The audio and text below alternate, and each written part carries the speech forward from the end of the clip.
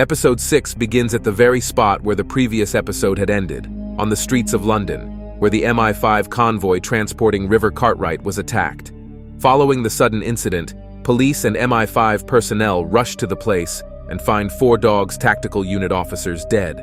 The head of the Dogs Tactical Unit, Emma Flight, is alive though, as she had not been shot by the attacker, Patrice, but was just struck down by him.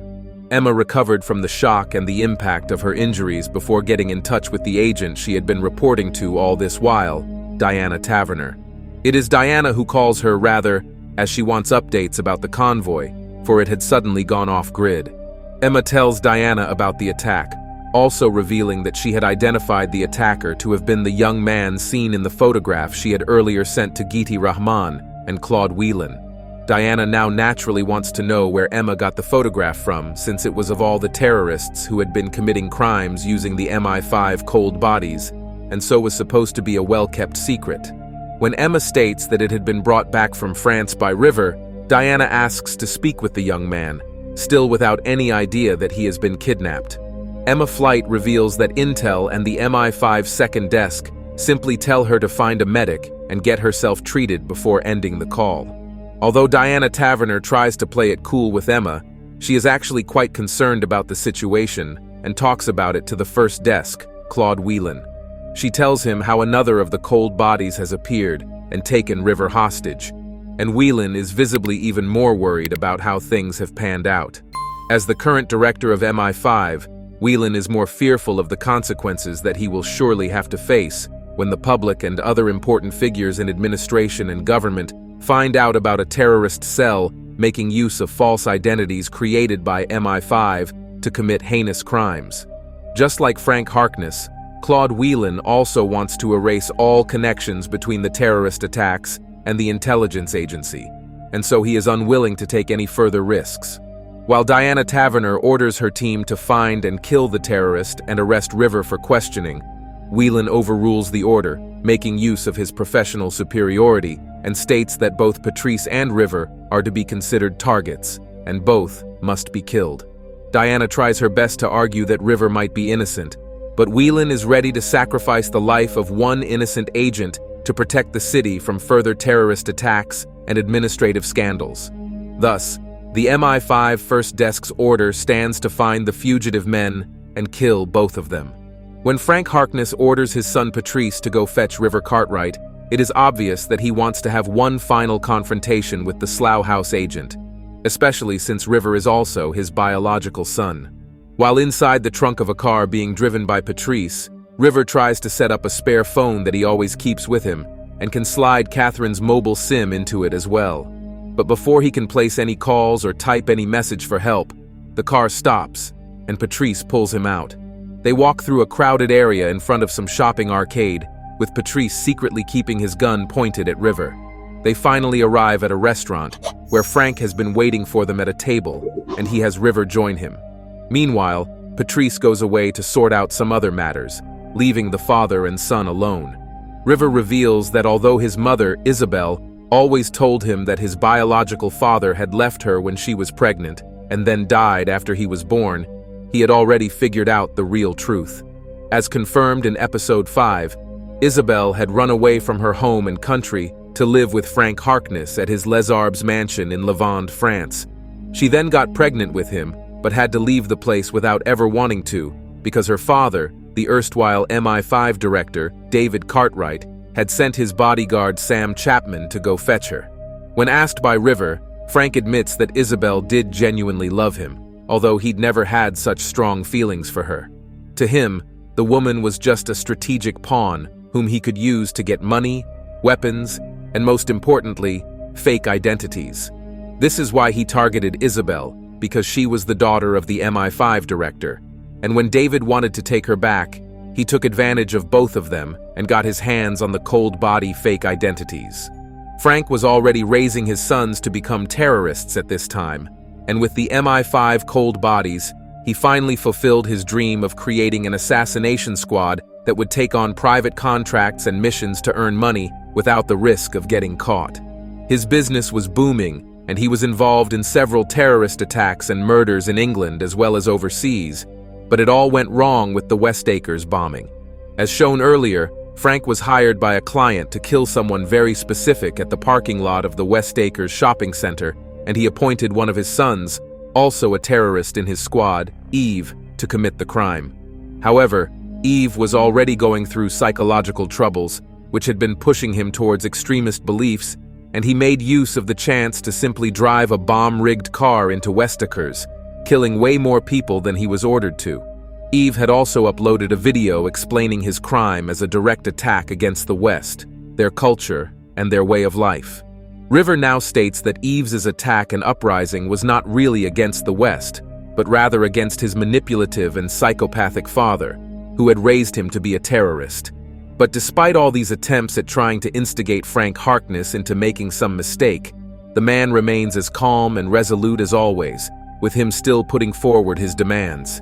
He had originally ordered hits on David Cartwright and Sam Chapman after the West Acres bombing to ensure that he could never be linked to the MI5 cold bodies by the two ex-intelligence employees. However, River reminds him that now he too is in a similar situation, as River can very easily link Frank with the MI5 cold bodies to the authorities and have the man arrested. Thus, Frank states, there are only two options left for his estranged biological son: either to join his father and become a terrorist, or be killed by Frank in the restaurant. River manages to carve out a third option secretly, though, as he had managed to briefly call Louisa secretly, and a witness had also seen him climbing out of a car's trunk in front of the shopping arena. This ensured that both the Slough House and the park agents were updated about his location, leading to them rushing to the place very soon. When Frank sees armed police rushing towards the restaurant, he realizes that there is very little chance of escape, and so he takes River hostage. Heading out of the place, he then manages to slip a grenade into River's hoodie, showing complete disregard for his son's life. Using this scenario as a chance to escape, Frank runs to the nearest train station and plans to disappear, just like he had been telling River a few minutes earlier. By now, Emma Flight and Louisa Guy had also arrived, after River's call had been traced by agents at Slough House and the park. Therefore, they too join the pursuit. But River finally realizes that the fugitive must be hiding in plain sight somewhere inside the station itself. Separating himself from the rest of the MI5 unit, he searches for his biological father and eventually finds him, leading to Frank giving him one last chance to join his squad. River obviously refuses, and as the rest of the team now catches up to him, Frank Harkness is finally arrested for his crimes. But instead of showing any remorse, guilt, or fear, Frank remains very relaxed and composed, knowing well that he will soon be released. He even tells Diana so when she comes to interview her, and she is indeed asked to go visit Jackson Lamb for a very urgent situation at Slough House. Sometime earlier, Molly Duran had called Lamb to her apartment to show the 5 envelopes that Frank Harkness had left at the place, each addressed to the heads of services. Lamb had opened and read the letter addressed to Claude Whelan, and then immediately called Diana to discuss the matter. As it turns out, Frank and his assassination unit had been hired by the MI5 itself several times to attack and kill its targets, whom they could not kill directly, being an official intelligence agency of a country. Such an arrangement between the agency and the ex-agent was established before David Cartwright's time, and although David wanted to cut all ties with Frank, MI5 once again hired him after David's retirement. Frank had cleverly mentioned all of this in each of the letters, and had also threateningly mentioned that these documents would automatically be uploaded to the internet if he was not released in the next 12 hours. He knew that there was a high chance of him getting arrested, and so he had arranged for this safety measure. Thus, Diana and Lamb both knew that the uploading of these documents would lead to a scandal so bad that it could even crash the government. Frank Harkness has to be released by the MI5 to avoid scandal, although Diana mentions that she would still let Claude Whelan make the final decision, which would surely be to comply with Frank's demands. While River and Louisa are off trying to arrest Frank Harkness, the rest of the Slough House members have to protect David Cartwright amidst great danger since Patrice arrives at the office to kill them all. Frank had informed Patrice about Jackson Lamb's involvement with David and Sam Chapman and had ordered him to kill Lamb and anyone associated with him. Thus, the assassin arrives at Slough House, and the agents have to face him bravely. particularly Shirley Dander and Marcus Longridge. Despite having sold off his service gun earlier in the season, Marcus gets it back now, knowing that he might have to use it soon. However, following the tradition of losing at least one agent every season, Slow Horses ultimately has Marcus killed by Patrice in the latter's effort to get to David and the rest of the agents. This tragic moment also confirms the romantic feelings that had always been suggested to have existed between Shirley and Marcus. It is the mostly silent, terribly introverted new agent, J.K. Coe, who analyzes and talks about the presence of these feelings, which are evident to him since he was once a part of the psychological evaluation department. A ferocious Shirley wants to kill Patrice immediately after he is finally caught and handcuffed to one corner of the room, but she is warned by everyone against it. The guilt of killing a man at a moment when he was handcuffed would live on and haunt her conscience for the rest of her life, which is definitely not something that Marcus would have wanted. Instead, Coe takes the responsibility of coldly shooting Patrice dead, and it seems like he even enjoys doing so. River finally reunites with his grandfather, David, although a feeling of anger and distrust still exists between them. Although David still has a very hard time remembering things, he understands that River is cross at him for having hidden the truth about his biological father. Thus, when River decides to leave his grandfather at a care home for the elderly, David assumes that he does so out of anger and vengeance for having lied to him about his parents. However, River seems genuinely concerned about his grandfather's health, and knowing that he will not be able to spend enough time with him every day, he decides to send him to the care home. After all, David cannot be trusted to live alone at his house either, and he needs to be under expert supervision at all times. Despite the extremely hard situation, especially with David pleading with his grandson to take him away from the care home, River chooses to walk away, promising to return the next day. He then receives a call from Lamb and meets him at a pub in London. Lamb gives River a document to sign, in which his movements around the case have been officially detailed. The purpose of the document is to get a financial bonus from the higher-ups, probably since the case involved so much traveling, but the real reason for him having called River is to give some support to the young man, although they never talk about it.